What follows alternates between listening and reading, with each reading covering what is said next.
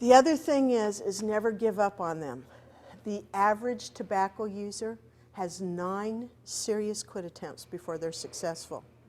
And for the average to be 9, that means that there are a whole lot of people, 50% of the people who have quit, who had a lot more quit attempts than 9 before they were successful. So we need to always be patient with them and never give up on them. Of course, the other thing is never offer them cigarettes. How many of you have been around a smoker who was trying to quit, who turned into Attila the Hun? Okay, I mean, let's face it, what addiction is, they get a little cranky on the inside of that. And I can't tell you how many well-meaning family members have offered cigarettes to help them through the moment. Let me tell you something about addiction. Nicotine receptor sites are in every one of your brains. Nicotine is in tomatoes, it's in potatoes, it's in eggplants. All of you are exposed to nicotine, even if you never got around a tobacco smoke or tobacco itself. But what has happened with your family members who are users, their brains have been altered over the years by the production of billions and billions of more nicotine receptor sites. And those never go away. If a person stops smoking today and lives another 50 years and they do a brain slicing on that person at post-mortem, they would not be able to tell that brain from someone who had smoked a cigarette 1 hour before they died.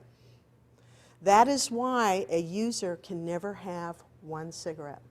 The moment they have the one cigarette, all those billions of receptor sites wake up and say, where are the other 19 or the other 29 that I used to smoke? So we always have to remember that while it's very tempting to say, gosh, you were so good for 2 months, you can have one to celebrate. What you will be celebrating is the return to the behavior, okay? The other thing is I would really, and whether you're the person trying to quit or you're helping someone to quit, is ask them what it is you need to do for them. Now, I'm going to give you an example. I have some people who get very sad and very angry at their families because their families won't say anything to them about quitting. You know, and I try to explain to them that over time, you know, if you tried to quit 100 times, they're probably scared to say anything that it might jinx the quit. But I really encourage our clients to always make sure and say what it is you want. If you want to have someone ask you every hour, then tell them that. If you want someone who's going to go for a walk with you, you need to tell them that. Now, I was just the opposite. When I was quitting, I didn't want anyone to ask me how I was, because every time they asked me, it made me realize I was uncomfortable, you know. I wanted my friends, and what I told them was, if I want to talk about it, talk with me. But if I don't bring it up, let's not talk about it. Let's just do business as usual. But sometimes people don't know to say that to you. So you can be real helpful by asking them what it is that you can do for support. So in quitting tobacco, here are the best components that are really important. You have to have a quit date.